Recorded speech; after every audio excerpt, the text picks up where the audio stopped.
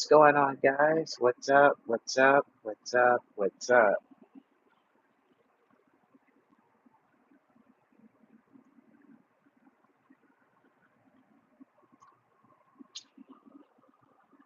Another live stream.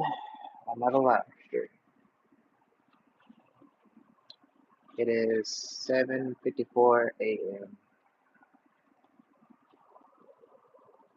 Still on the job grind.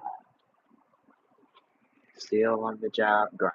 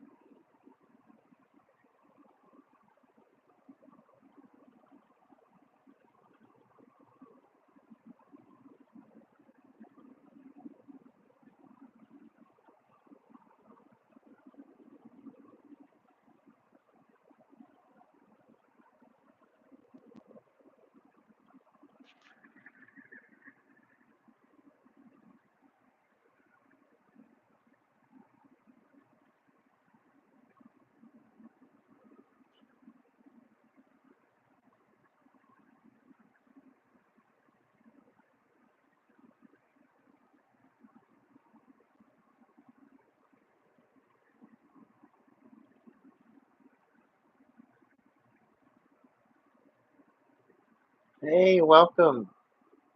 Welcome to the chat. Sorry for the lighting. Okay, I think that'll do. Welcome to the chat. Welcome to the chat. Welcome to the chat. Man, my legs are so sore. Yeah.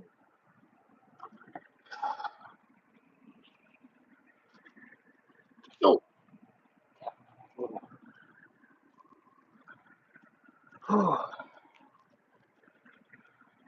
Legs are so sore.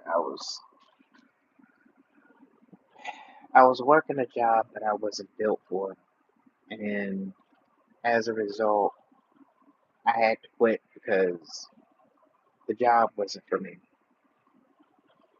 And this is why when you run into people that are always throwing random jobs at you,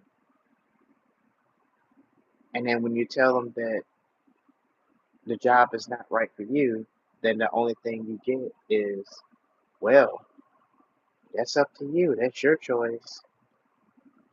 Of course, that's your choice. And of course, that's up to you, you know, because you're doing what's best for you. You're choosing a job that's suitable for you, rather it's just regular employment or a career. So, but a lot of people are just very ignorant towards that.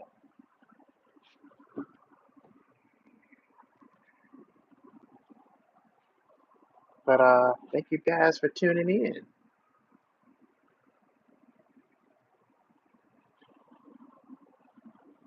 Don't be shy. Oh, hi. What's going on, Ashley Maddox? What's up?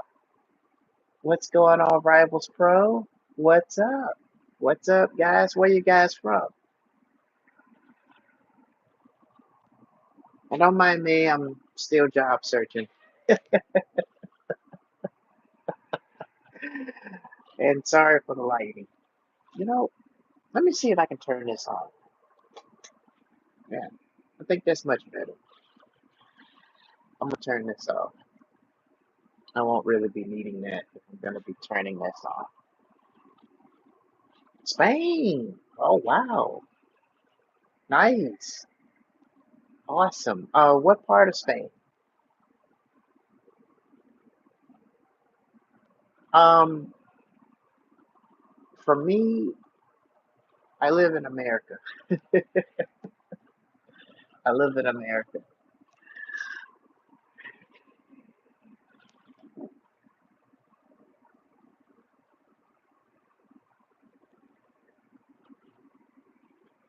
Where you from, Rivals Pro? Are you from Spain too?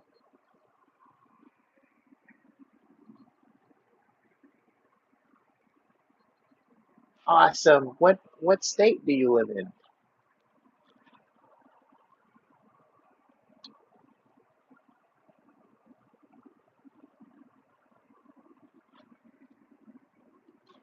Oh, I heard a lot of good things about Romania.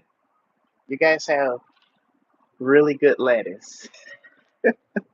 When I make my hamburgers, when I'm like, because I make homemade hamburgers, you know, in my room because I'm staying in a room with 8 roommates and stuff. But you guys make the best lettuce. Don't let anybody tell you anything different. You guys make the best lettuce for hamburgers. I'm telling you. Ooh, wait, you guys make the best lettuce. Oh, no, no, no, no. You guys grow the best lettuce. I just had to put it out there because, I think I might buy some more hamburgers. The only problem with that is certain hamburger meat that I get, I have to either freeze it all the way through because I got a refrigerator here that's in this room, or I have to cook it right away. Because if I don't cook it right away, it's it starts to make the whole refrigerator smell, which I don't have a freezer obviously, but um I can definitely go for some hamburgers.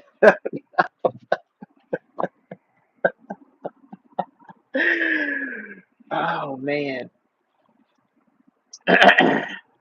It is so nice to meet you guys. Um, if you guys want to show your support, because I had somebody in the chat in previous live streams that they wanted to support. So if you guys want to show your support,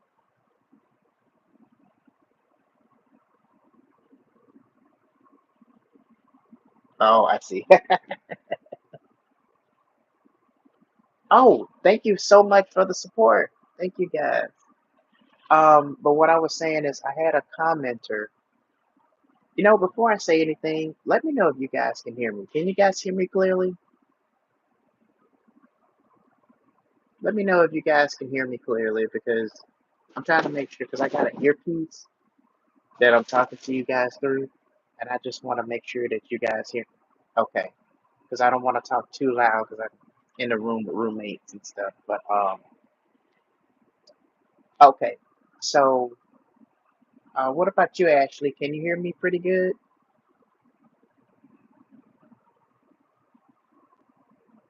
Let me know if you can hear me. Okay. I like popcorn too. Oh, actually, check this out.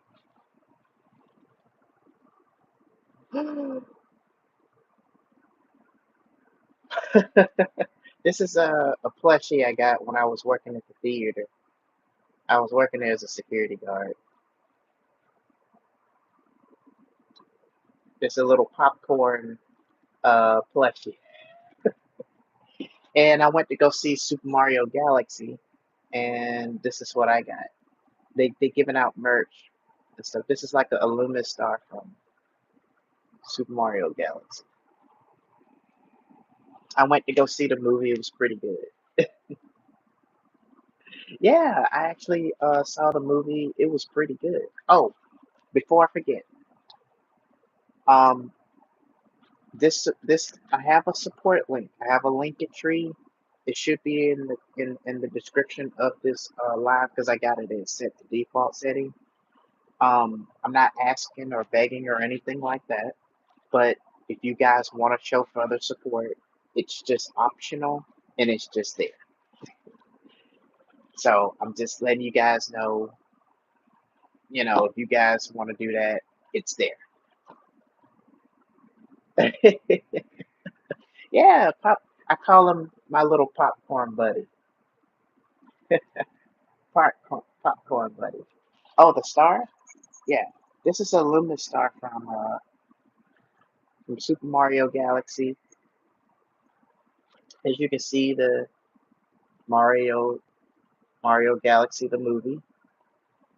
Actually, actually, I don't know if you guys are gamers or ever played Super Mario Galaxy, but there is a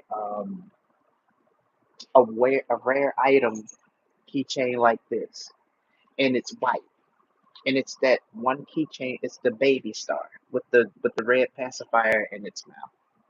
So that one's a really rare item to get. I never succeed in getting it. I've had the blue one, but I ended up getting. I had to trade with another coworker, so I ended up getting the yellow one. So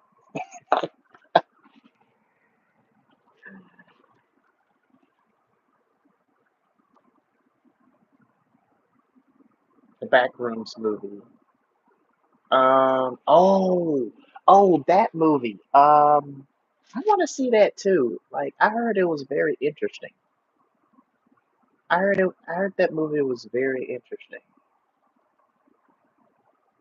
I really heard that movie was very interesting. It's probably already out right now. Do you guys know when Backrooms movie is out? Does it come out sometime in May, June, July? Yeah, Mario Kart 8 is the best. They have now Super Mario Kart Worlds, and I've never played it yet, but I've seen some gameplays of it, and it's pretty good. It looks pretty good.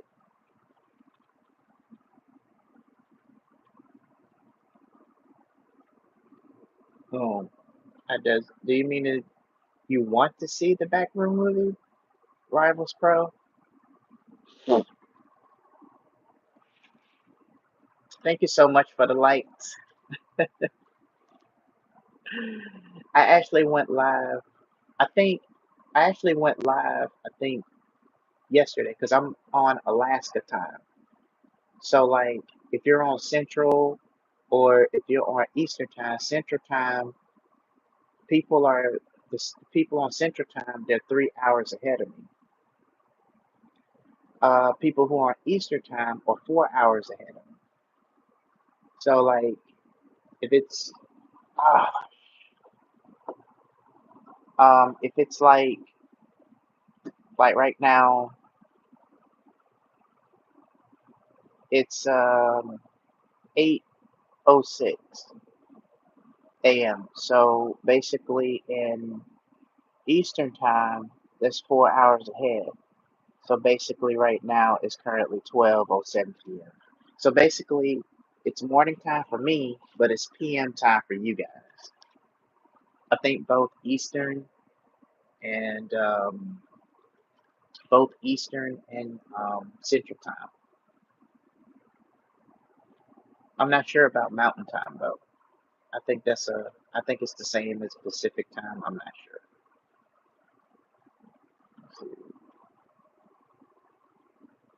Yeah, Super Mario is the best. I love Super Mario. I played the old classic Super Mario Brothers when I was I think it was 1, 2, and 3.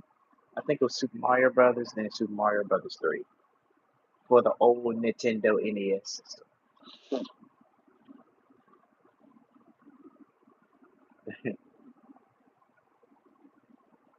The 8 and Mario Kart 8, you'll get all of the abilities. Yeah, I actually have Super Mario Kart Deluxe 8 on the Nintendo Switch. I haven't played it in so long. Last time I played it, I think it was back in uh sometime around maybe like 2018, somewhere in that year gap.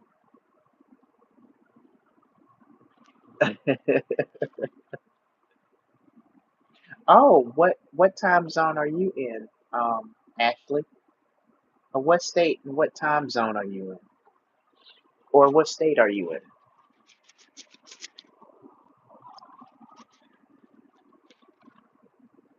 It's nighttime.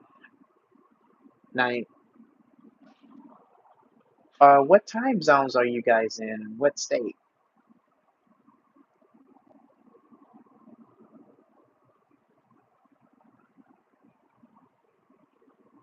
I would imagine you guys are probably, if it's nighttime, you're probably in Central Time or Eastern. Okay, so it's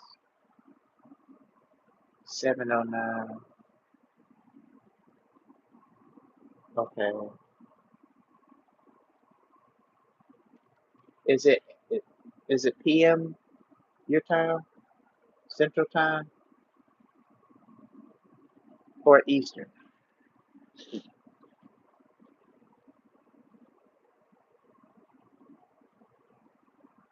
Oh, morning for you. Okay. So it's morning time for you, Ashley. Okay. Um, oh, you in Washington. Okay. Okay, so yeah, you're 4 hours ahead of me. Oh wow, so you in the area where, because I'm in Alaska, so I'm kind of way up there. All right, take care, Rivals Pro. Thank you for stopping by. Don't be a stranger.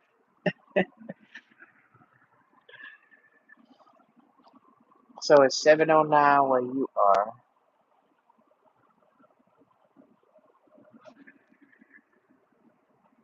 I don't know what state he's in. If it's 7:09 where he is, um,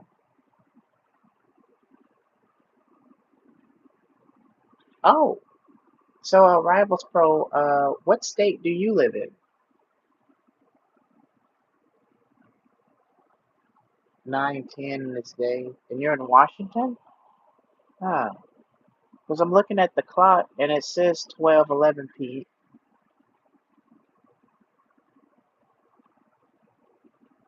Okay, Romania. Okay. So Ashley, do you? Oh, how long ago was that, Ashley?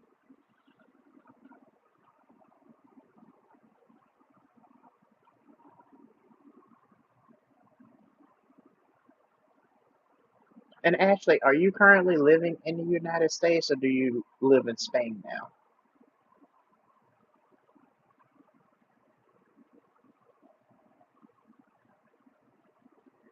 Oh, it's fine. Rivals Pro, man. I put typos all the time when I chat.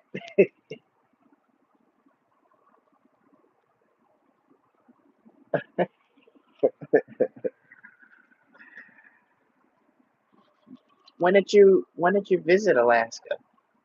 And what part of Alaska did you go visit? Was it Juneau or I can't pronounce it. I don't know.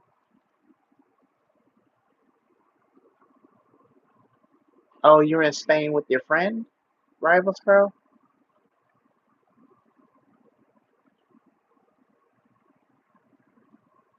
I think this is probably the best time to go, like 2 or 3 months ago. Oh, okay. What part of Alaska did you go to? Do you remember, Ashley? Let's see, my friend. Oh, your friend lives in Spain. Okay, so you live in Romania. Okay. Hmm. Oh, so tired.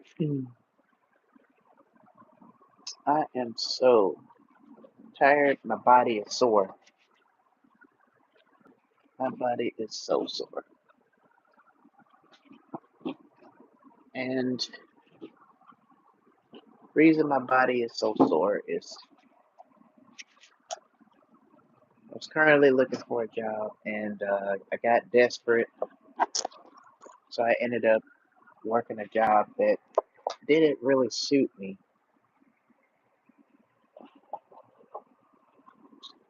And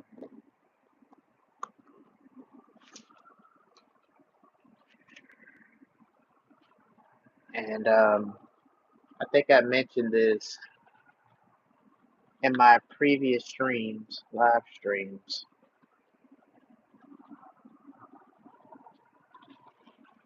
but I never. Oh, okay. I understand actually. Okay. Um, Currently I'm still in Alaska. I live in Anchorage, Alaska,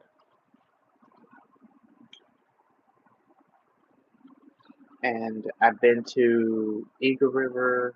I haven't been to Wasilla or Palmer, or other parts of Alaska. And I've never been to Ketchikan or Fairbanks or any of the places. I just been here in Anchorage and Eagle River. Those are the only two cities I've visit. Those are the only two places that I've visited.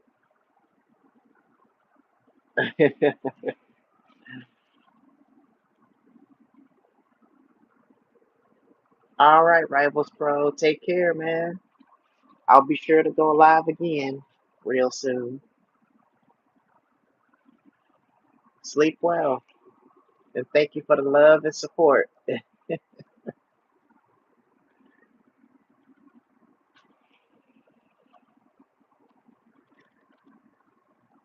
Take care, Rivals Pro. Sleep well.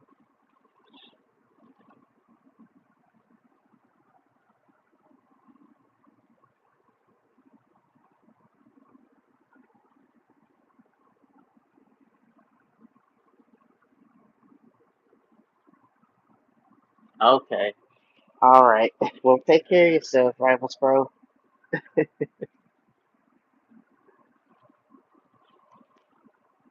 So, I've been in a lot. I moved here in 2024. So I've been here for like a year. And unfortunately, the only reason I moved up here is because I moved up here because I had a job offer that I was I came up here for. I took like an 18-hour flight to get up here, and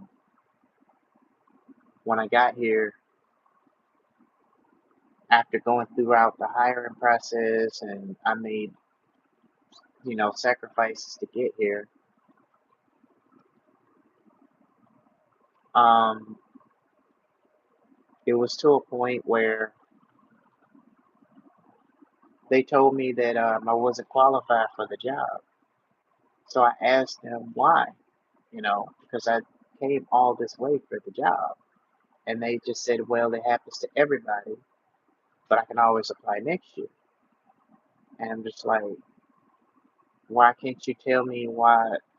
Can you tell me why I didn't get it? And I was like, well, we can't really answer that. They just told me that that's up to Washington, D.C. That's up to, they handle the documents and stuff there, however they got it set up. And I'm just like, okay, which is kind of don't make no sense. If they told you I didn't get the job, they should also tell you the reasons why I didn't get it, you know, so I can kind of understand why. But they didn't tell me that, so I've been here ever since. And it's been like a little over a year now.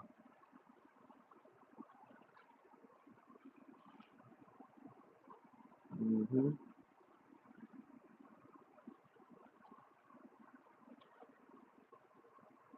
Yeah, it's been a little over a year now.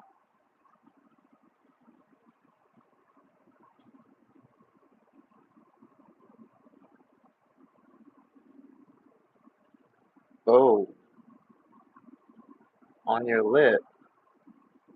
That's what is that uh like a bump or something or what? Let's see if I can look that up. Let me see.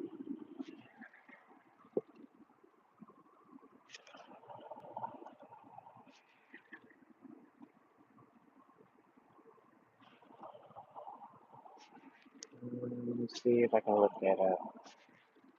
Love to do some research.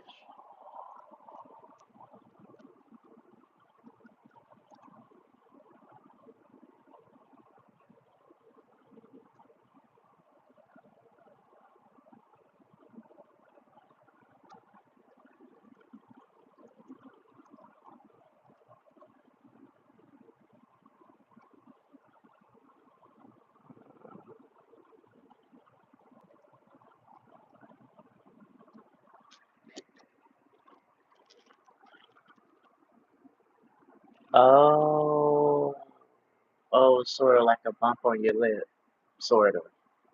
Okay,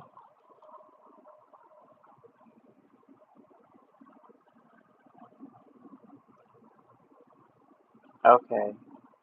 I think I spoke with somebody that had that same condition, um, had that same situation, not a condition, but, and I don't know. Some say because it's the weather that's causing it. Some gave various of reasons why they ended up getting it.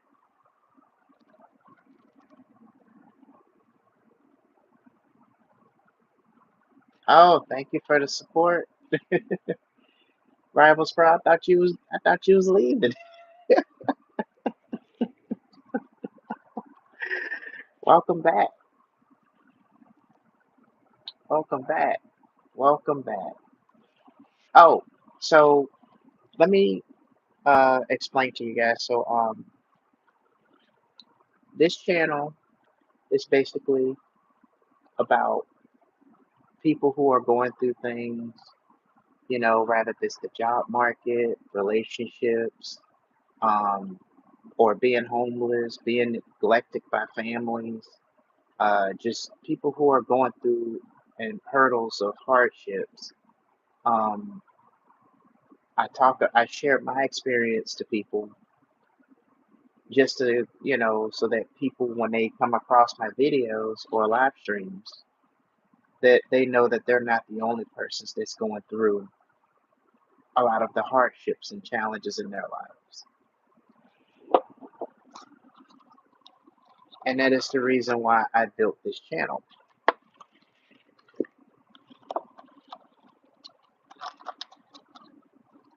I got Fiji water. Some people say it's rich people's water. I don't know why people say that. It's more of a stereotype people have. They say, "Oh, it's rich people's water." You know, I don't know why they say that, but they say that, and it's like, I didn't think rich people even drank Fiji water. I mean, who knows what they drink, and what if they do? Anybody can drink Fiji water. It ain't just, but I think it's just, I asked a question by somebody that said that. They said it's more of a stereotype, and I didn't think it was a stereotype. 'Cause as far as I'm concerned, all the water is good. I tried some of these long bottles of Alaska water. That's pretty good too. Um, yeah, that's pretty good too.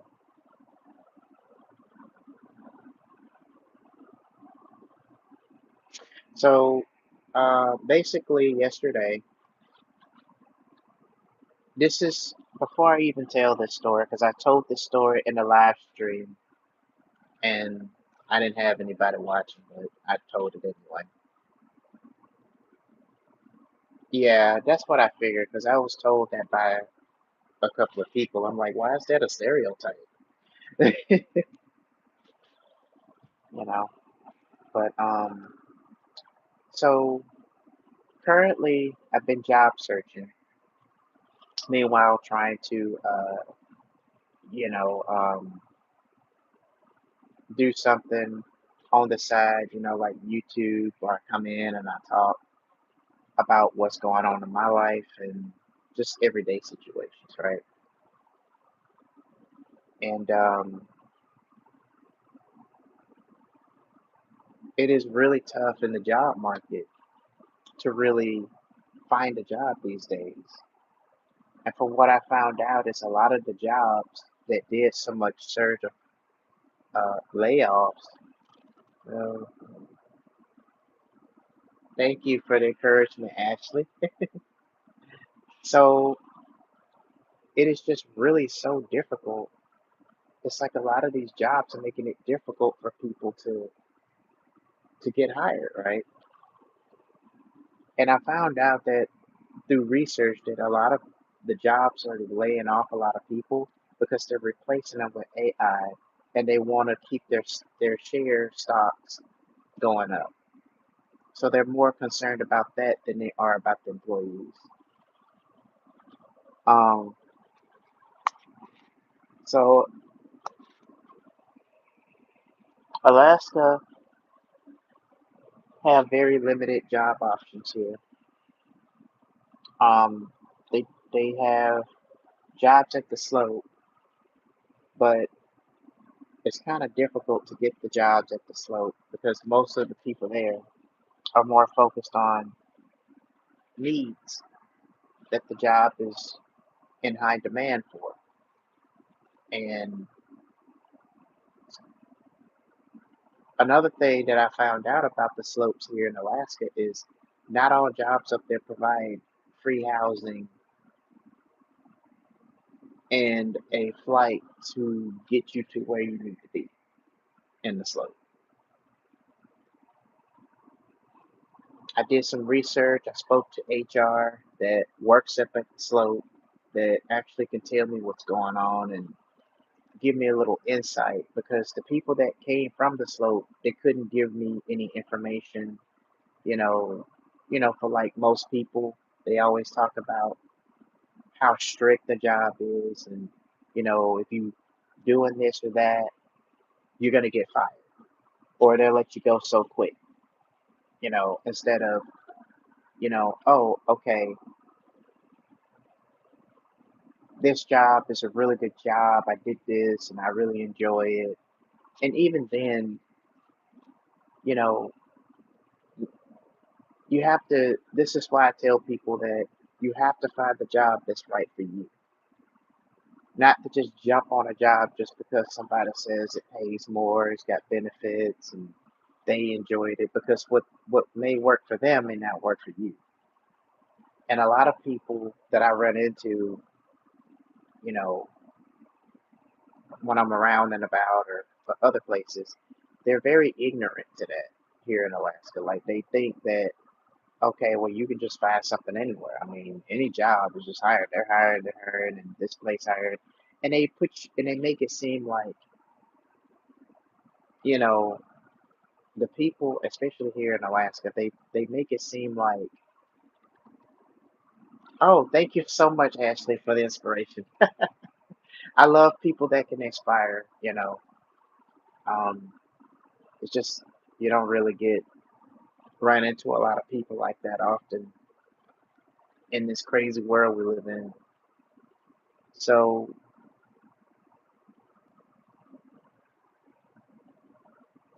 they are just so anyway, people are just very ignorant towards the fact that okay, you have to pick a job that's right for you because every job is not for everybody. You know, and a lot of people came to me and said, hey, you can drive a bus, you can drive a truck.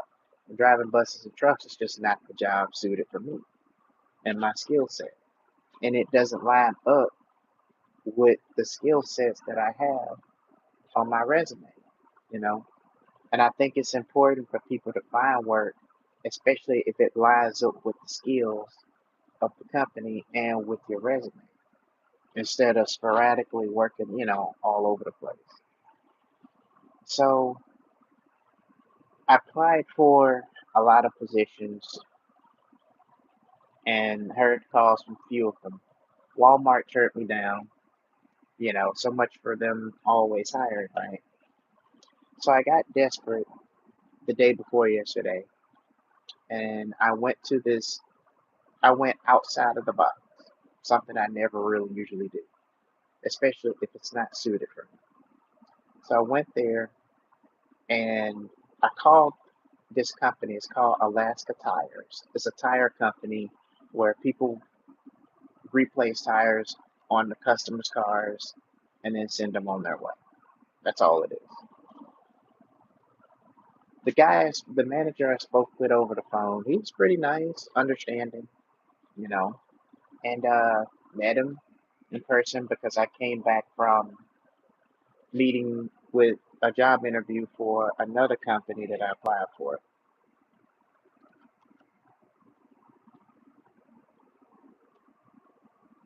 Thank you, Ashley. Yes, I always follow my goals. I always do that.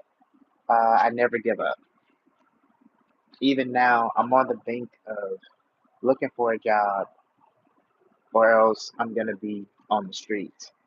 But I'm not giving up. Never gave up. So I'm still. That's a long story with that part, um, but I'm still pushing forward. So anyway, I went to the tires place, spoke with the manager, and he was really nice. He even gave me $10. I didn't expect him to give me any money. I told him I can't. I don't even have any money to pay you back. He was like, it doesn't matter. Just take it. Like, okay. So I took the money. Didn't know I got whatever I could get with $10, but it wasn't much. But so I started. He said, okay, I got had the application, filled it out. We went over the tax information and all that stuff. So then, the manager was like, okay, gonna need you to come in and gonna need you to come in at like the next day at 7:45 a.m. So I'm like, okay, great. So oh, they left. Hold on.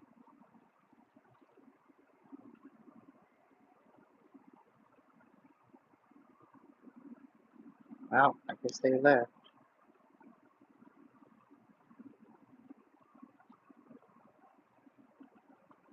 And I guess they left. Hello there, guys. Welcome to this chat. Ashley, you still there? Yeah, I think they're gone. Hmm, I think they left. Oh, so much for that story. Encouragement is all they can give. Love yourself. Don't stop following your dreams. You will achieve your goals. Oh, that's a really nice speech. Um, you know, but I think I think there's common knowledge right about now, especially for me anyway.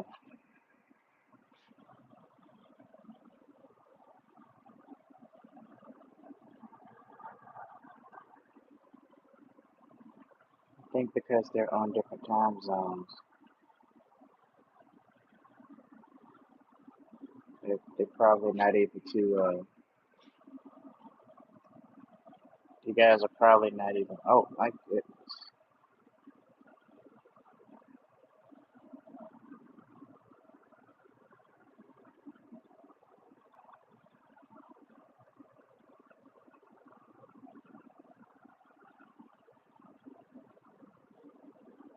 Oh, this is not good.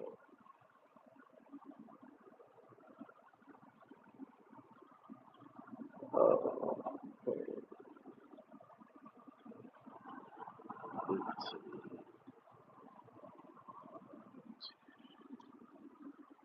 oh, this is definitely not good. Okay. Um. So this guy is.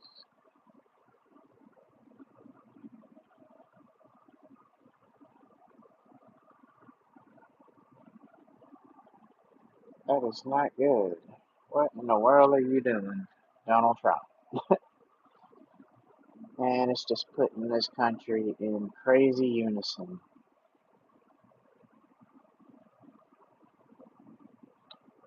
Crazy unison.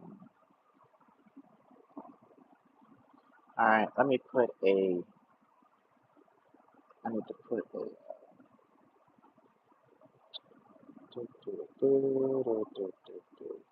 Here. I think I'm gonna change it.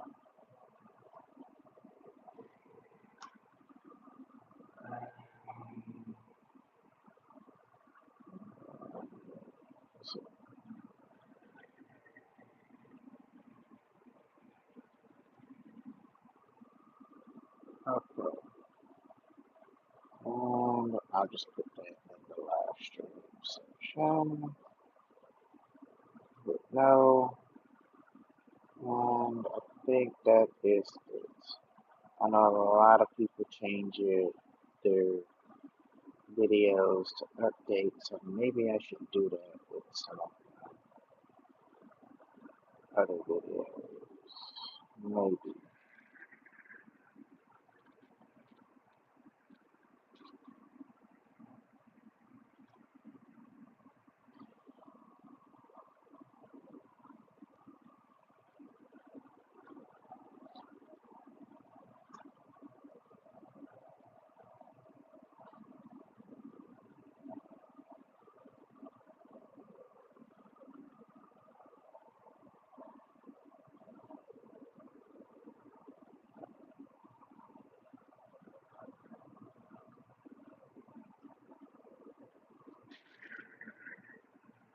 I'll put that up there.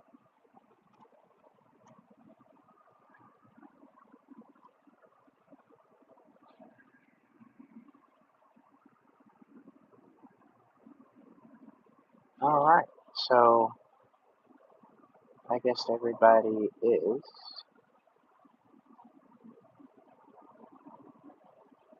not.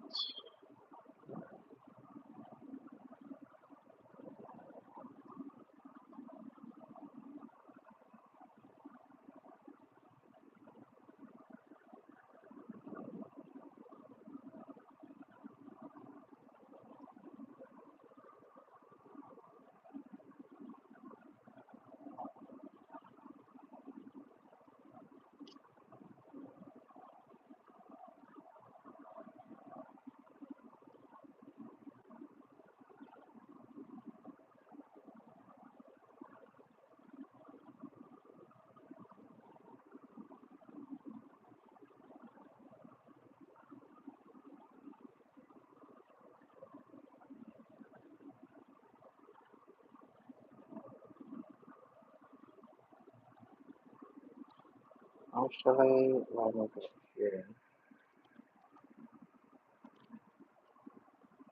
Oh, well, thank you so much, Ashley. I appreciate that.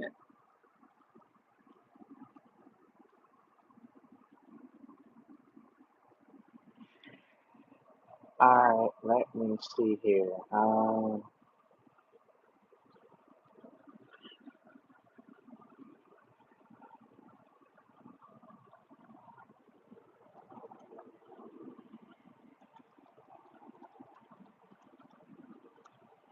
I had to come up with a title those times.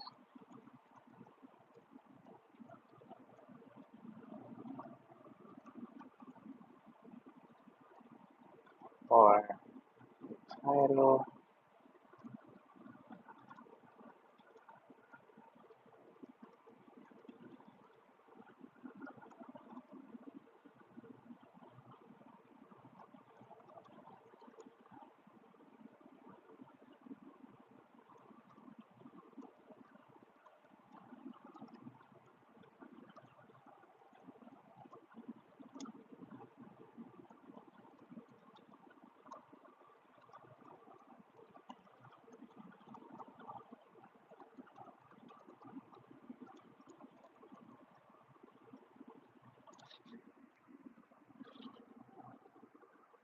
Oh, Oh, well, I appreciate, thank you for, what kind of, I appreciate, I really appreciate it. Thank you for the love and support.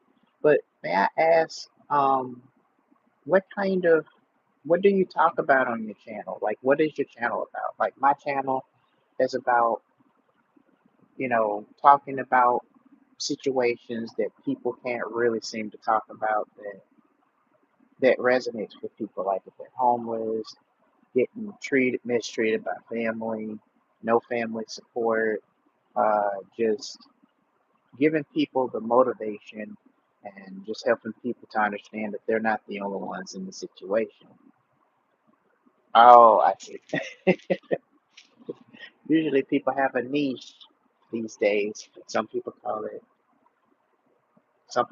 a niche, some people call it a niche. I don't know. I just call it a niche because it sounds right, I guess. It's crazy because ever since I went vertical live, it's like I get more people that are active, but it's like when I do vertical, which I want to do vertical, it's like I don't get anyone. It's like the chat is like empty. So I just kind of talk as if I did have an audience. So and but this is great. Um, yeah, this is actually really good. Let's see. Trying to fix up something here. I'm trying to change the thumbnail here because I have a thumbnail that I created. I don't know if I want to put thumbtacks on it, but you know what? Let's do it. Let's do it.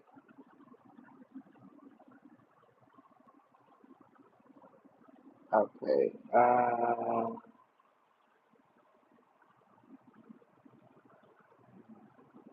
MAS.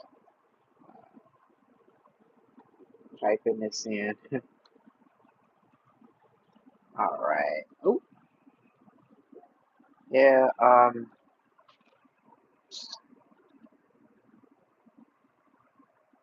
Ooh, that sounds good.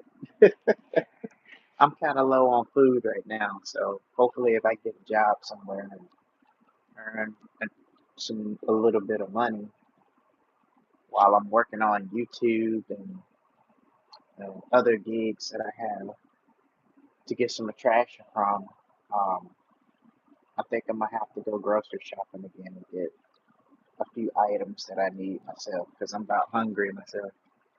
Yeah, me too. Me too. Um, I have some debts I gotta pay off. I took a loan out to pay the rent for this month, and so now I gotta pay that back. And other than that, I borrowed some money from Cash App, so I gotta pay that back. So that's like $825 if you want to add it all up. It's probably more than that, but and normally I don't do loans. I don't borrow money from companies or other places that do business with. But this was like a desperate time or a desperate need. So, so I had to do what I had to do, and that's pretty much it.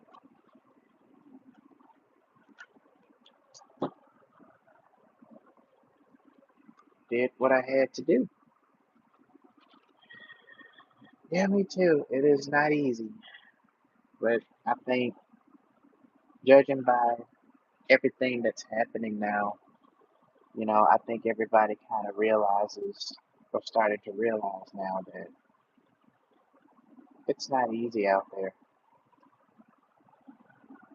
Um, I used to work as a security guard at the theater here in Alaska, and what ended up happening is that um,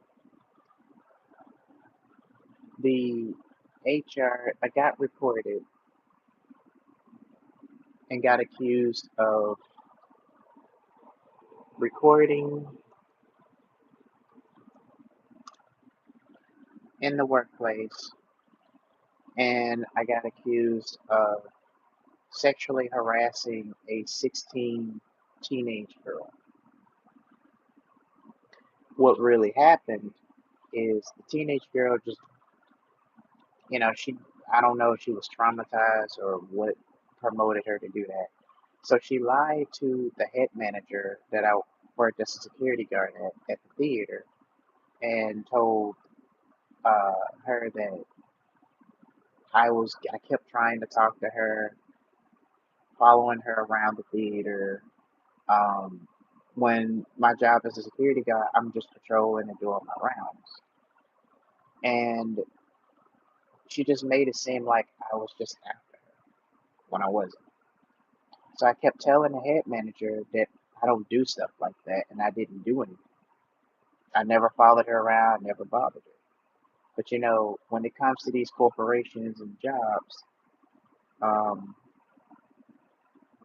it goes in and out the other ear. And some of these jobs, depending on like some of the people in these jobs, um, they're very shady. So I got removed from the site actually because they were doing some investigation. All I could do was just sit there and say, okay, I didn't do this. It was after this hour when I did this. But the person that actually told their side of the story, they just made it seem like I was just a threat in the workplace. And it's like, so you're accusing me. So basically, I can just tell you my story about what happened with no proof or nothing. But then the theater, you know, they get to not only tell their story, but they can show proof. And because the employee was a minor that accused me of sexually harassing her and following her around the store, I don't understand why they would come up with something like that because I never followed anybody around the store. You know, never harassed anyone. I don't do stuff like that. So basically, there was another security guard that used to work there, and apparently he did some things he wasn't supposed to do. He did most of the harassing and getting phone numbers and doing other crazy stuff. And I guess obviously they didn't like that, so they got rid of him. So now, so that job just overall didn't work out. And the recording part is I did record, but it was off the clock.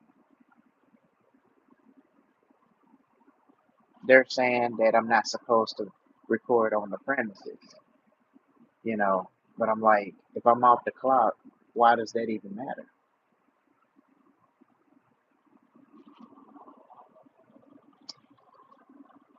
And they also fired me for sexual harassing a teenage girl. So they just wrote it off as me sexually harassing her when I haven't done anything like that. So a lot of these jobs are shady. And it doesn't matter if you are the best worker.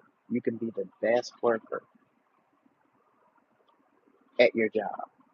You can be more punctual. It doesn't matter. People will find ways to get rid of you on these jobs. And I always stress in my videos, I don't know if I stress this enough, but start your own business. Work for yourself. Because right now, when you're working a job, you're not building your future, you're building the future of that company. And when you and you're just and the thing is they can easily get rid of you whenever they see fit. They can say a bunch of stuff. They can come up with whatever they want to come up with just to get you to lose your job. And it's kind of crazy that people do stuff like that nowadays still because, the way the economy is and the way it is, the job market is today, you, you know, you would think, okay, we don't have time for this. So when I spoke with the supervisor about the situation before, after I got removed, it was like me talking to her about what was going on. It was all noise to her. It was just going in and out the other ear. She just only brought me in just to say, "Oh, well, we'll remove you from the site. We'll find something in the future." She shook my hand and just rushed me out the office. And I'm just like, "Well, if we were gonna have this conversation, why not just have it over the phone instead of having me traveling great distance and all you wanted to tell me is, oh, we moved you from the site because they said that there was 3 complaints. You were following the girl around. That wasn't true because I wasn't following anybody around. I was doing my job. And they also complained about how they tried to reach me over the radio, but my radio was having malfunction issues. And I told the managers at the theater about it. But it's like everybody just act as if I haven't said anything about it, like they didn't know. Then I came to work early, around like 3 p.m. Alaska time, right? Because I was taking an Uber to go there and to come back. That's like $100 per week, right? That I'm spending in total to take an Uber there and back. Versus I'm spending like maybe $50, $70 per week because I'm taking the bus to get there. And then however much Uber is, sometimes it'll be $20, sometimes it'll fluctuate and it'll be $18, sometimes it'll fluctuate and it'll be $14. The lowest I've ever seen Uber is $14. And it's usually at night because I work from 5 p.m. to 1 a.m. So that's like 40 hours every 5 days a week. So I only had like 2 days off. And basically, my job at the theater was to do my rounds, patrol into the auditoriums, make sure the exit doors are locked shut because they got an alarm sensor that's connected to the door. So if the door gets pushed, the alarm goes off. And it's my job to make sure that the alarm goes out. There's like 16 auditoriums at the theater. Um, and the theater is about 5 football fields long. Um, then I have to patrol around the theater, inside and outside. I have to do reports in case of people recently been getting their cars broken into, so that was another situation. And um, yeah, so I was really disappointed and I was upset about that because it's like,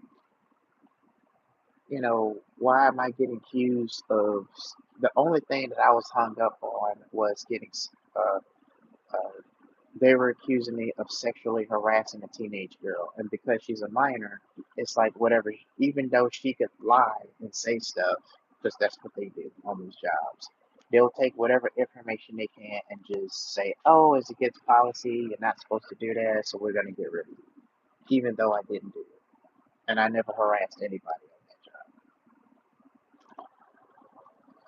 And it was a bunch of teenagers, which I should have just chose a better position, but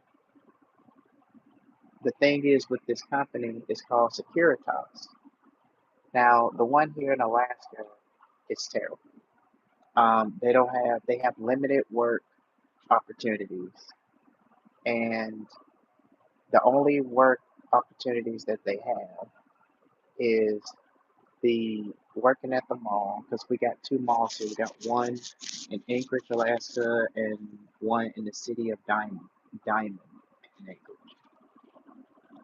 And they also have this cruise ship terminal, which is the Neptune. And the Neptune is the cruise ship terminal that's like in the city of Whittier, which is also part of Alaska. And then there's one that's like an hour and 30 minutes further down, which is Seward. So I worked there. It was nice. Um, the one thing I didn't like is there's this guy that kept breathing down my neck, telling me how I'm supposed to do my job and all of this stuff, and I was making mistakes because he was breathing down my neck. I was like, why are you breathing down my neck? Leave me alone. Let me do my job. But the downside was a lot of people were bragging about how they made so much money on the job, right? But when I was working there, it felt like I was spending more money on the job trying to get there to make sure I'm on time than I was making more money. But at the time, I was working two jobs. I used to work at Walmart and then I used to work for Securitas Security. And I ended up losing the job because with Walmart because of my attendance. And that's because I was juggling two jobs. Like as soon as I got back to Anchorage around like 10-ish, 11-ish, then I had to rush to get to my other job, which was in Eagle River at the time, and it was like 9 minutes away from where I stayed at in Eagle River with my uncle, which he also kicked me out on the streets. That is another story within itself. I actually did videos about that. I don't mind re-explaining the story again, but I actually did a lot, not a live stream. I did a video on it. It's part one and part two.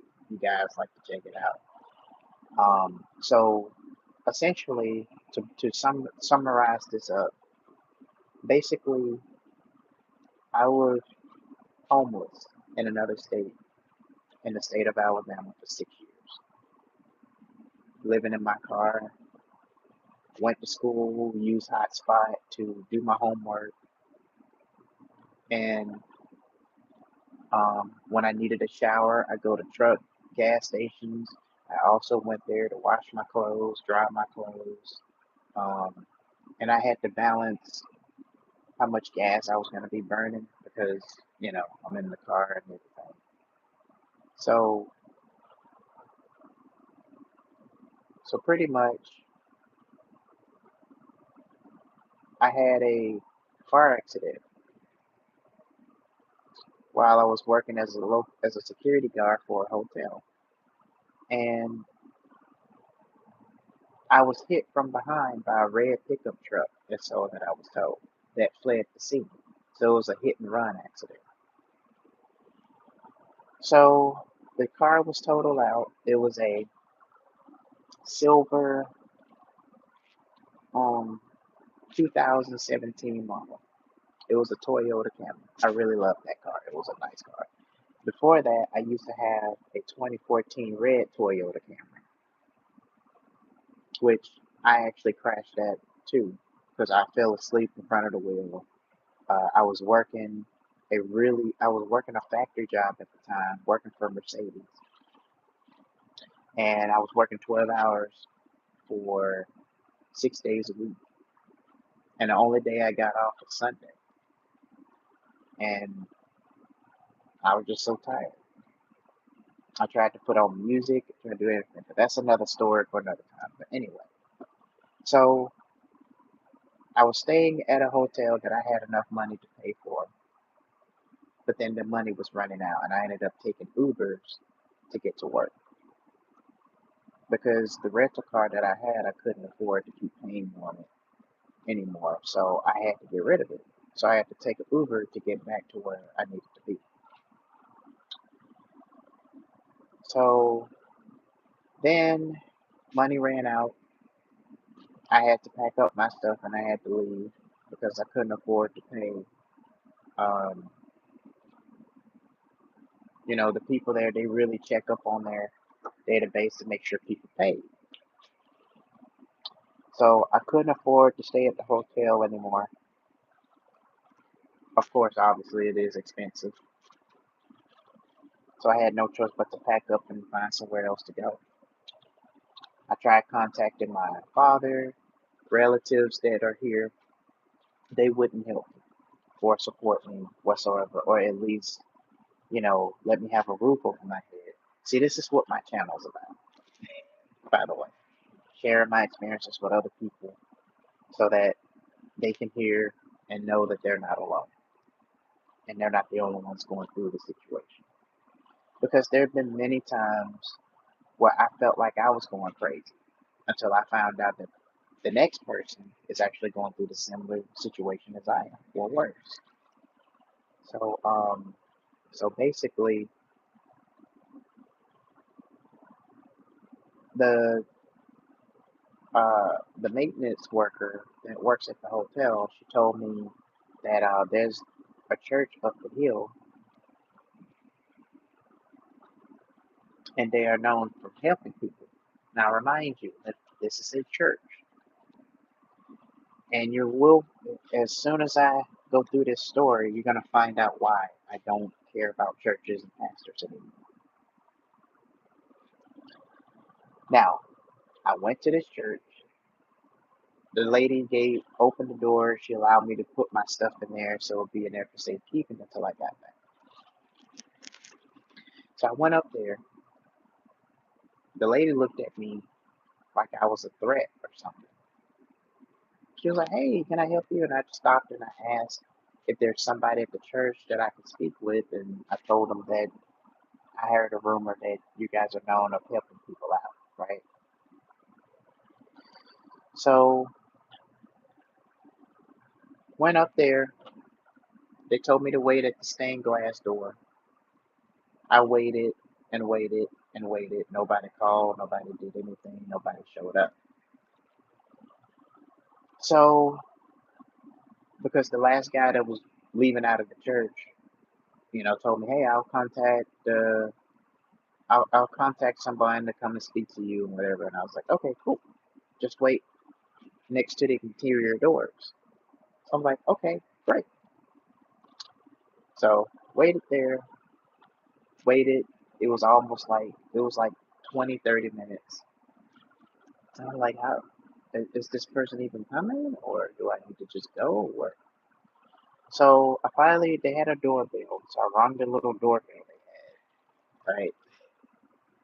And finally somebody showed up. So I told them my situation, not like the whole complete story, but just a summary of it. And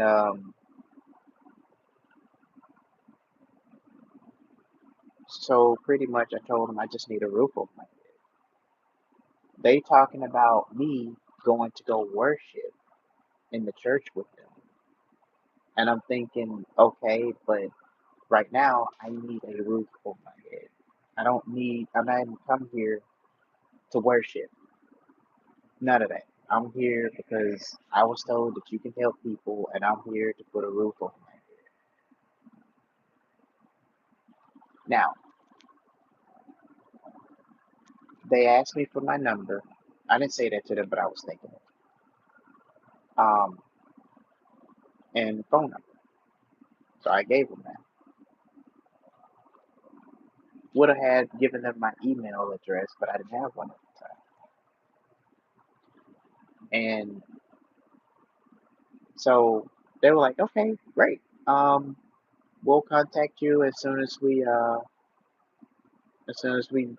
decide what we're gonna do." And I said, "Okay, great. We'll contact you when we can." I'm like, "Okay, great." So I left out of church, and they said the person that I guess that's supposed to be helping with those sort of things didn't. was not there. So I'm like, okay, great. So I left, got my stuff, and I was sitting on the bench in front of the hotel. And then I left across the street, went to the Waffle House, which is a 24-hour restaurant, and I stayed there for like 2 nights. Went to sleep there, um, stayed there. So I saw that my mom tried to reach out to me, which I didn't want to talk to her about my situation because it's gotten me in the situation that I'm in now, which I'm gonna review it to you guys later on. But anyway, I don't want to let the story drag out for too long. So contacted her, told her my situation. She paid for me to go all the way from Alabama, that's where I was born and raised, to California. So I went up there. My mother was glad to see her.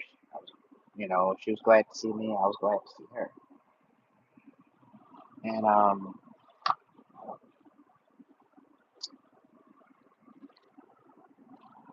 so then her and I started talking about plans and what I'm planning on doing. And at the time, I didn't really have any plans together. Um, I was just, I had plans, but just didn't know how I was going to go about doing it, right? So I was still trying to figure things out at that time. And she bought an Airbnb, which I never stayed in an Airbnb before.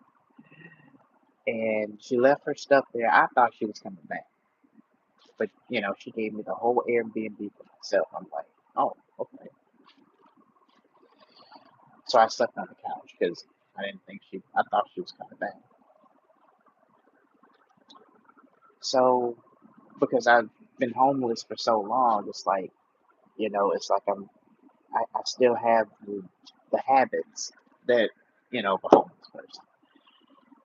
So, um, so fast forward, she gave me an offer to go to Africa, to a whole nother country. And I'm just like, but, mom, I don't get it because why would I need to go to another country? I don't have no money. I'm homeless. And the job that I was working for, which is Allied Universal at the time, they couldn't transfer me to another place. So I had to find a job within California so that I could keep my job as a security guard. But couldn't find any. I did apply for a few places, but they never got back with me. So, um, so I obliged and went and stayed there for 90 days. But no, take that back. I stayed there for almost 90 days. So my mom took me all the way there to spy on her husband for the most part because she was just suspicious of him, cheating or infidelity and stuff like that. And, that's not something you want to put your child into. You know? So, yeah, me and her husband bumped heads, and he started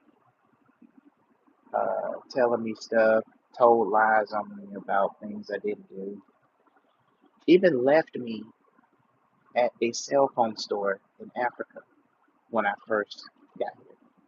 Didn't tell me that he was going somewhere, and I haven't even been in Africa for like a month when I was first there. Like he left me there all by myself.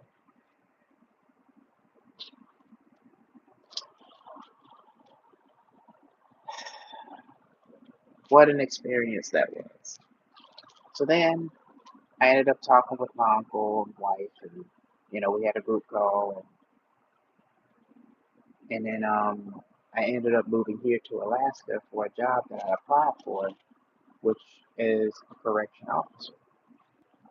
And the only reason I applied there because, they seemed to pay pretty well and they gave out a $5,000 sign-on bonus. And I said, this sounds like a pretty nice job. So I signed up for it, took a trip. I was in Kilimanjaro, Africa. So I ended up traveling from there, which was approximately 19 or 18-hour flight. And I came back here to Africa. And I've been staying here ever since. And I had to pay for a notary. That was expensive, along with some other things I had to provide for myself to be able to stay in the job process. And when I got there, um, to stay with my uncle, he was basically using me as another income source because they had a house that's built in in Africa, and he was planning on taking his family with him. And so there was a lot of stuff that was going on with my uncle and his family behind closed doors that I didn't know about. So I stayed with my uncle for quite some time, and then all of a sudden they wanted to move to Eagle River, which is another job, another city. I'm sorry, tongue tied. Another city, right? So then once I got there, it made it difficult for me because I was just getting adjusted to, taking the buses, with the transportation options that I had. And, I'm just like, this is crazy. So I ended up driving one of my uncle's cars, which the headlights was very dim on it. I couldn't see anything. It was like driving in complete darkness, right? And not to mention, he didn't even have insurance on it. He just had liability. And I wasn't going to put myself in a position where, people drive crazy here in Alaska. And I'm not putting myself in a position where, um, sorry guys, my back is a little achy. So during the time I was staying there, working, I ended up taking up another job, which was Walmart. And so I finally was able to talk to my mother again. Usually she would call me or something, but she told me something was going on with her phone or whatever. She was telling me that my uncle was planning on kicking me out. And I'm thinking, kicking me out? Why? They said, well, I don't know. They've said something that you said. It went from, I guess, something that they said that I said to, it was just, the reason of them kicking me out was unclear. So my uncle spoke to me one day, tried to be nice, told him, hey, if it's anything that I did or said, I do apologize. So then he says, well, why do you have to apologize if you don't know what you did? And I'm thinking, okay, so if that's the case, if I'm telling you that I don't know what I did, yet I'm apologizing you for it, why are we having this conversation? So he starts talking about how I'm supposed to be inspiring to his kids. I'm supposed to be, um, somebody that's supposed to inspire. But the thing is, I didn't come all the way here to Alaska to inspire his kids, to be an example to his kids. Because the people that are supposed to be an example to their kids is supposed to be my uncle and his wife, not me. Because training starts at home before it starts anywhere else. Not saying that I won't, but the kids were already rebellious even before I even got there. So me coming in and thinking that I'm supposed to pull the Houdini out of a hat so that they can get right back on track, that's not how that works, right? So he was like, you talk about everybody in the house. I didn't talk about anybody in the house, not to my knowledge anyway. And then he accused me of eating all of the food in the refrigerator. Like, it was basically, it was more like they wanted to making it, they apparently the kids did something and stuff keeps happening. So they wanted to find an excuse. So they used me as an excuse because I was sleeping downstairs while most of his kids had rooms. And I had no privacy, nothing. I was just sleeping in the living room. People come in, they turn the lights on. They'll leave upstairs with the light on. And then he just said that, like, you can't, then I had bought a rice cooker and I bought a crock pot because I wanted to cook my own meals, right? He even accused me of eating all the food that's being cooked in the house, even though I wasted money and bought my own food and bought things that I like to eat. And check this out. He even told me, don't drink this, read the ingredients. Don't drink this.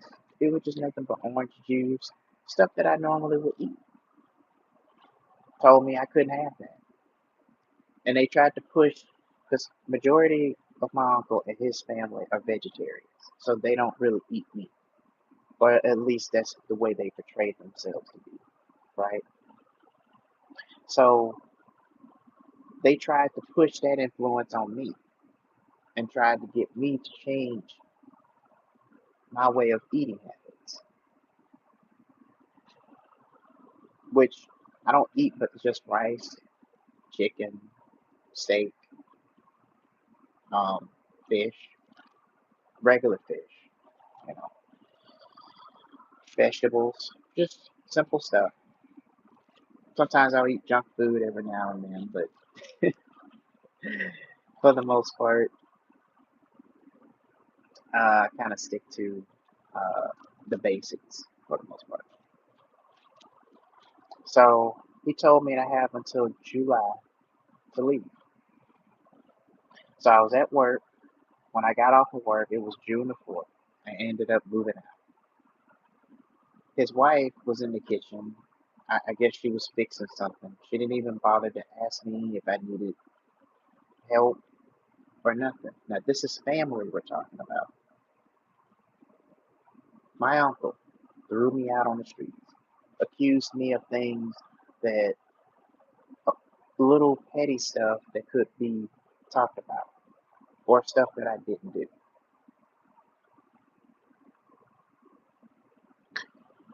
And I started to realize and reflect that I made a bad decision to come all the way here to Alaska for a job that I couldn't get, only to be thrown out in the streets in a whole nother state where you don't know anybody, nobody knows you, nobody's gonna offer you any help, nobody's gonna do anything. Jobs is scarce and hard to get into because so many competition of people are trying to apply for that same job. It was horrendous. It was horrendous, ridiculous.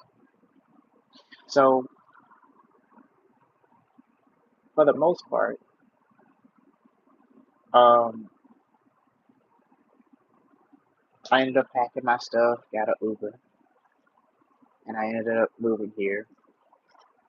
I was trying to find other places.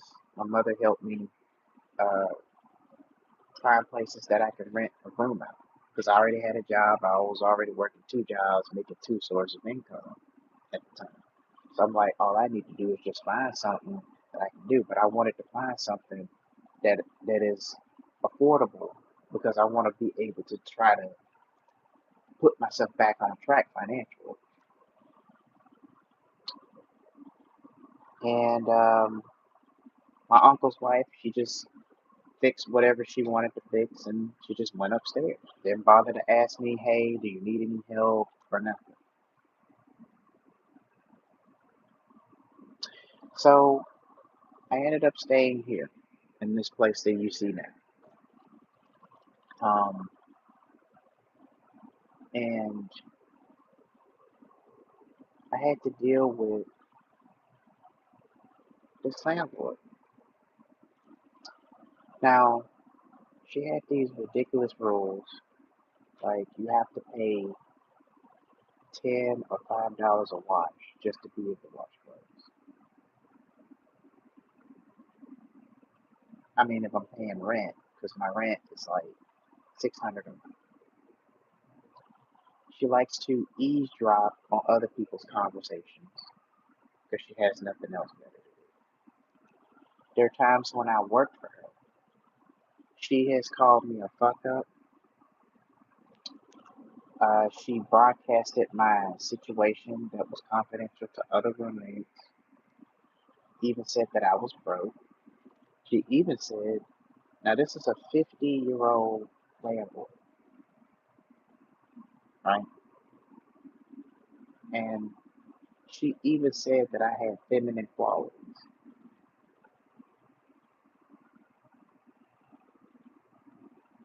And then she hustled me out of $600 prior to me moving in because she she has this thing where she wants people to pay a deposit. Now, I'm not an expert when it comes to real estate, when it comes to housing, but I know the basics somewhat. If you're buying a house or an apartment, not renting a room, but a house, an apartment, you pay a deposit. If you are, um, because my thing is the reason she said she did it is because like whenever I move out, all that money goes back to you. There's no way she's gonna have money to give back to these people. Out of all that money they done spent on these deposits, she probably don't even have no money to give back to these people, to be honest with you. Um, but if you're renting a room out with somebody, you shouldn't have to pay a deposit. The only thing they will ask you is just to pay this much a month, and then they can use that to take care of their bills.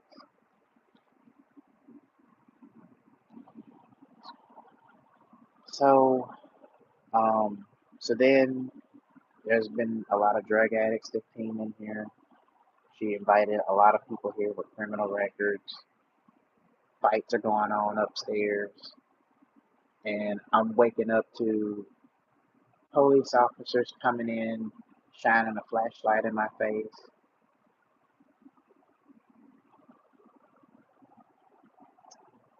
And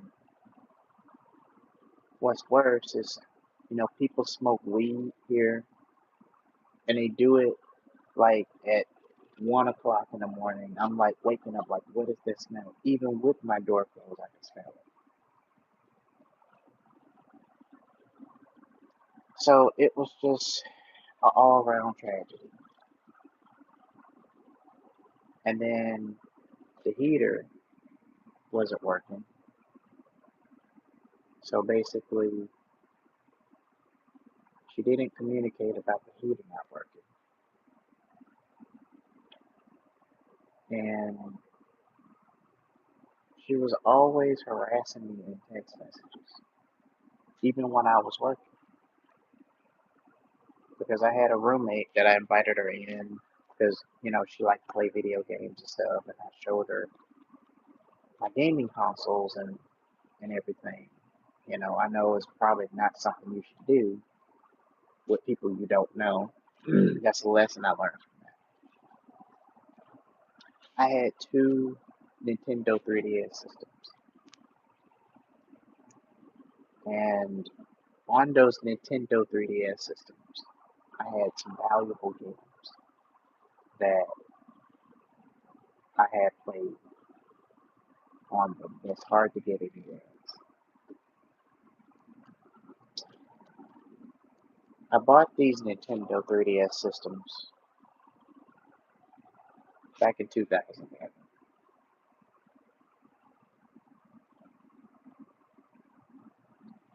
So since then, I've been trying to work, save up money, and I do regret because I should have saved up some money when I had time to save up some money. But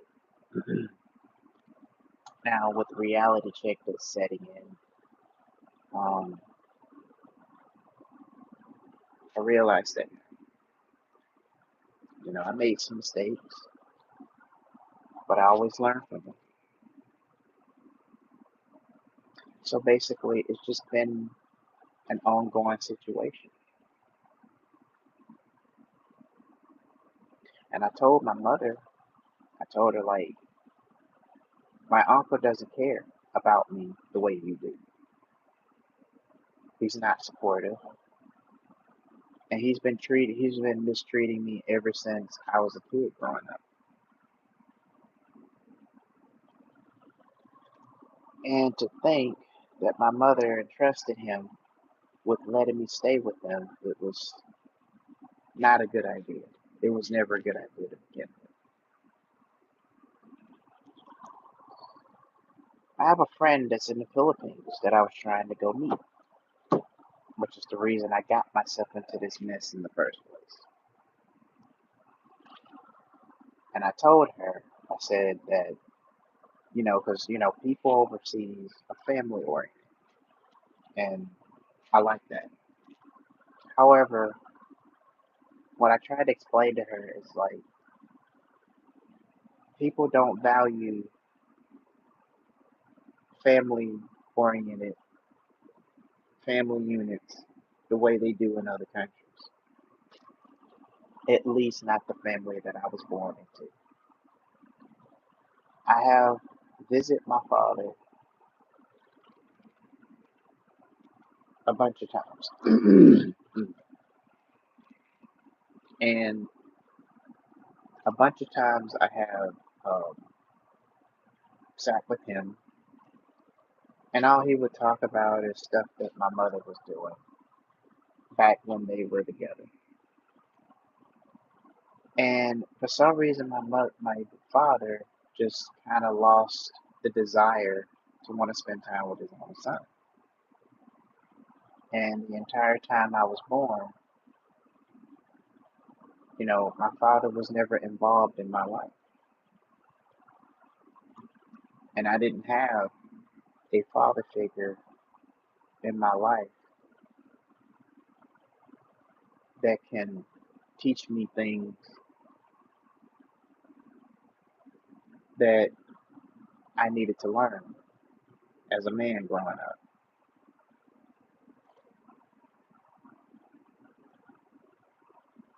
Because he only cared about himself. And so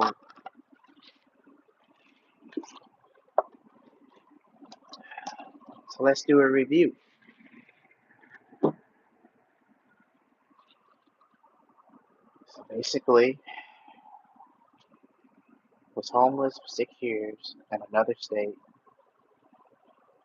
took an 18, 19-hour flight to come all the way here for a job that I didn't get. And now, all of a sudden, after secret talks behind closed doors with my uncle and his family, they decide to throw me out on the streets. And I even asked one of them, tried to ask like what's going on. They just pretended and acted as though they don't have the slightest clue as to what's going on.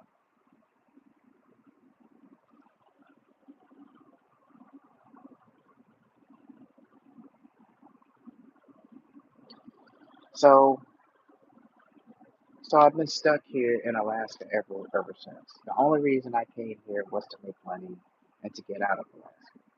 Alaska's nice. I got beautiful mountains and wildlife, but I didn't come here to stay here. However, I don't have a choice. I do have a choice, but right now there's not much of that I can do until I get myself back on track.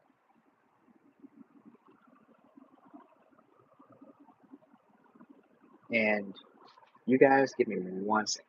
1 second. 1 second. I'll be right back. Oh my goodness, my legs hurt.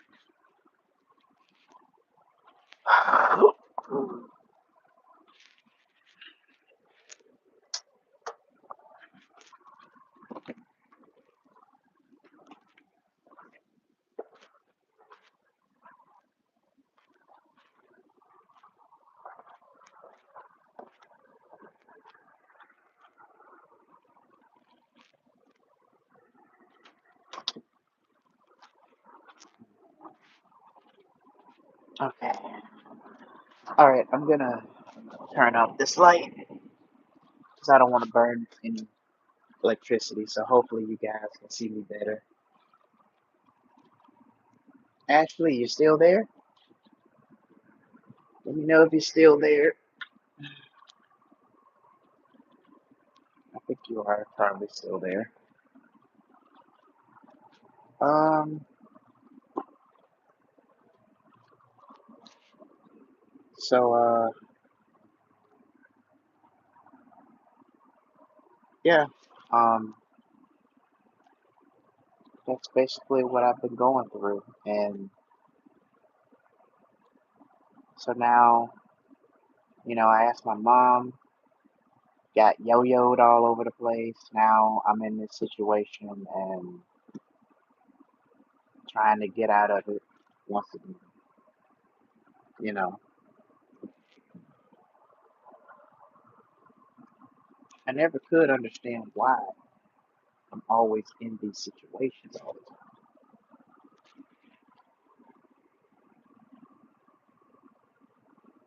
So, never understood why I kept getting myself in these situations.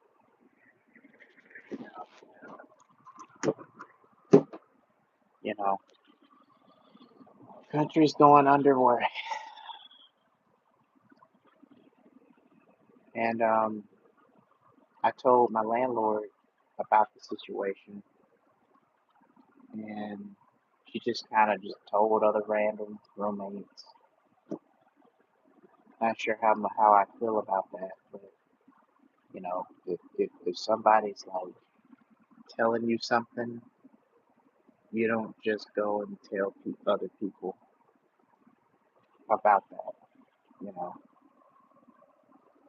to somebody else, you know, which most people like that, they don't. There's a lot of people like that, they just they don't respect people's stuff. So I learned my lesson on that one. And the lesson that I did learn was don't tell people everything.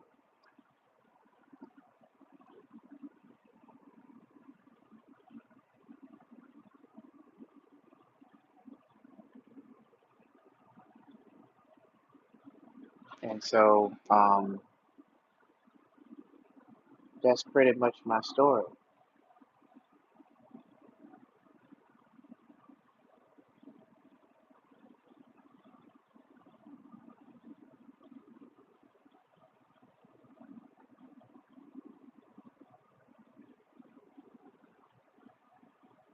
And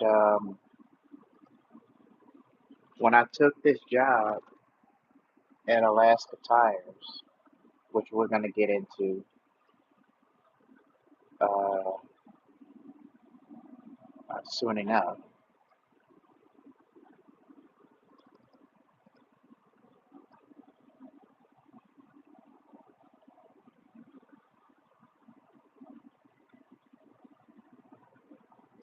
let's see. I don't know if I want to go with that title. Let's see. I would say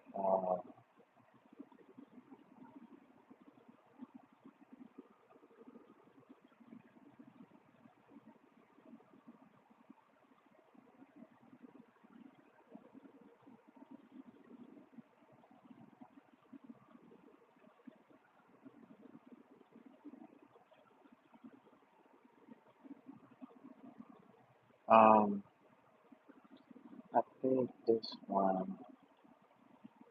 Um,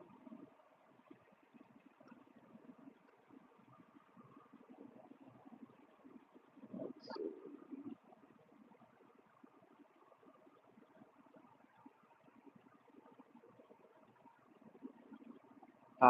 So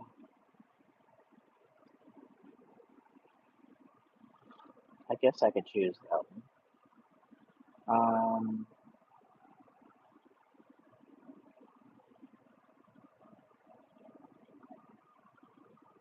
So I just need to find a better.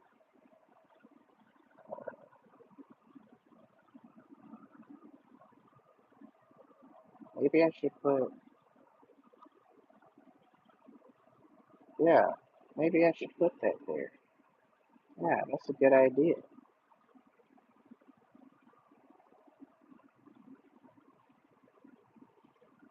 Um, yeah.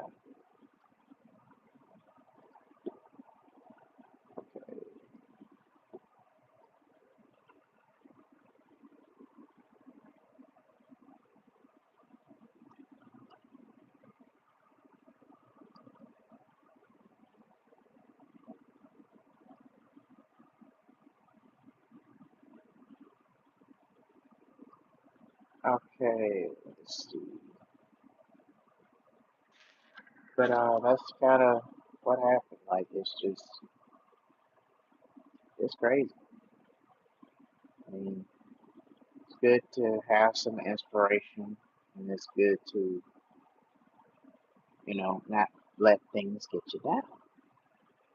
At the same time, you're also dealing with people in this world. They don't they don't care about trying to help other people that is in need of help.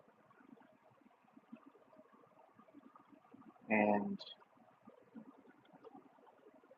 what I'm about to share with you guys, the moral of this story is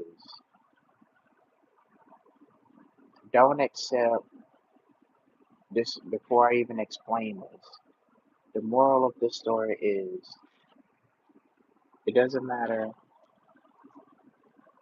if the job pays well, just because a person say they make a lot of money doing whatever jobs, or just because people will tell you you should become a truck driver, or you should become a truck driver, or you should become a bus driver, or you should work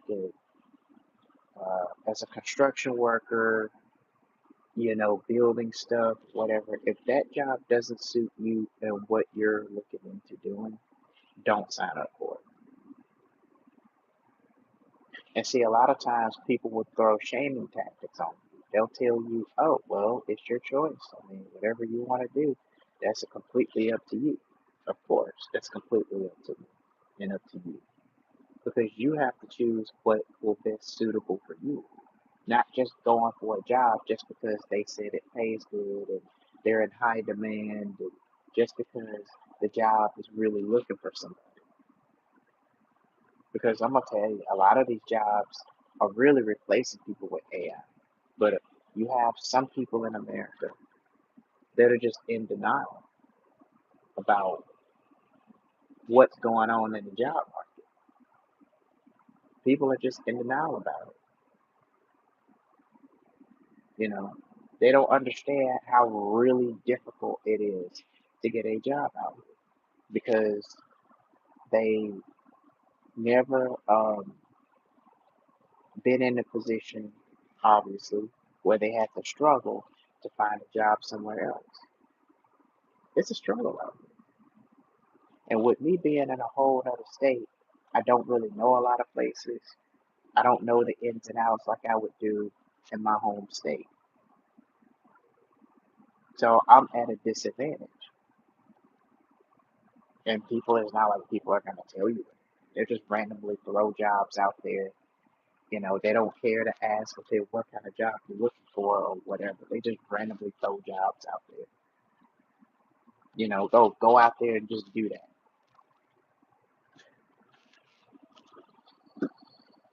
And people like that makes it difficult. Then you have those type of people where they tell you, "Oh, I know a person that works this job. I know a person that works that job. I know a person that got hired and they're making so much money." Okay, well, how about helping people try to get that type of job? If that job pays so much, why not try helping people get those jobs?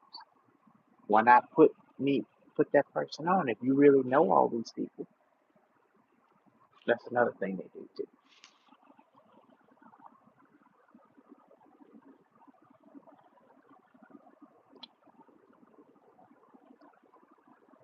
And that's another thing that they do too.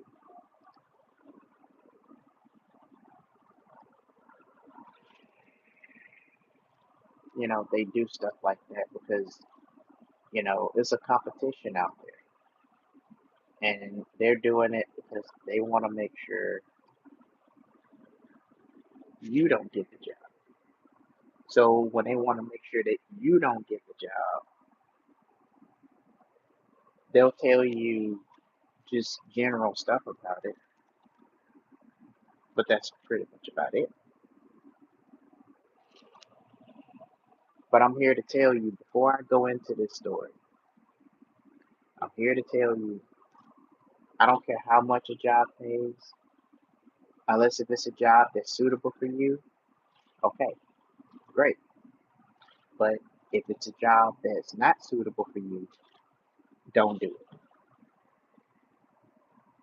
If it's a job that you don't like, if it's a job that don't align with the skills that you have on your resume, don't do it. And when people tell you, well, it's up to you, it's what you want to do. I'm just giving suggestions. Don't feel bad about that because people are working their miserable jobs that they hate. And because they hate their jobs and they live in a miserable life, they tend to use that tactic to throw shame on other people to make you feel like you're the kind of person where, okay, because they mentioned a job that you may not be interested in, they think that you're just not willing to work or you just don't want to do anything. They making it seem like you're just being lazy and you just don't want to get a job. But really, what they don't know is you're working a job to build the future of that company. You're not working a job just for your future's sake. And you're not going to get ahead working these jobs because you're only living from paycheck to paycheck when you work these jobs. Versus you work for yourself, you get to live life on your own terms. I do stress about entrepreneurship all the time because right now the job market in 2026 is crumbling and it's going to get even worse next year. Now, I'm not saying, if you still got to work a job, that's great. Okay. That's understandable until you can get whatever side gig you're working on or whatever something that you're doing on the side. I perfectly understand that 100%. But when it comes down to it, don't take a job that you're not suitable for. Do not take a job that is beyond what you're capable of.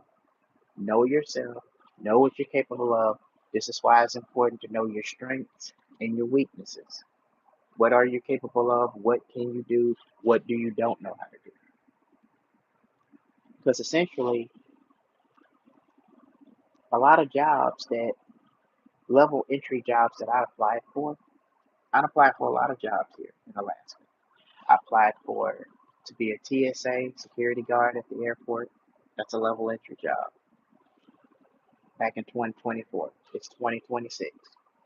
Ain't heard nothing from them yet.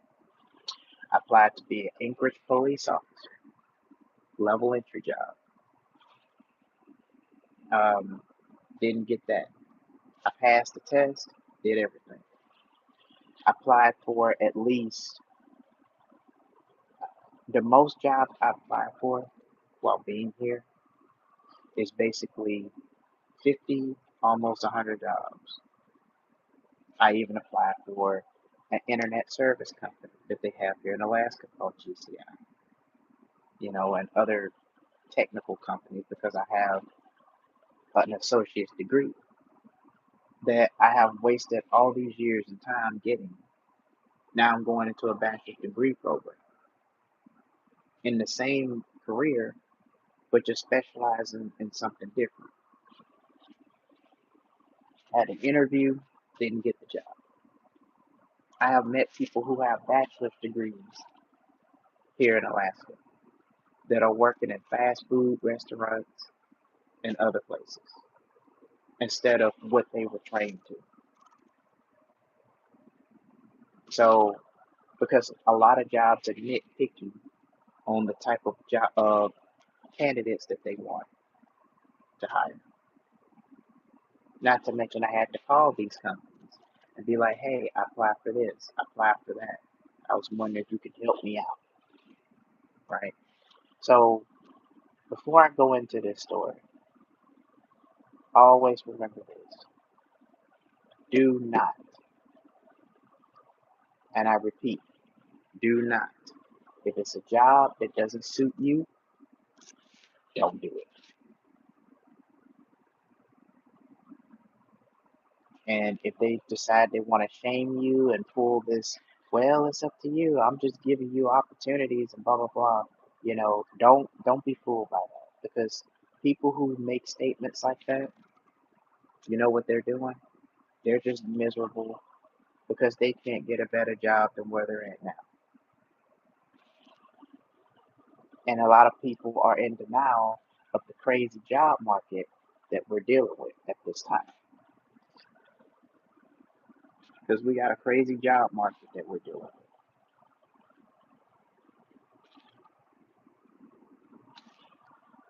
Okay, so um, all right. So here's what happened. When you guys come in, you probably saw the thumbnail of the video or live stream, and I will be sending this as a video as well. So if you guys want to, have a gander at it, you can. Okay. Now,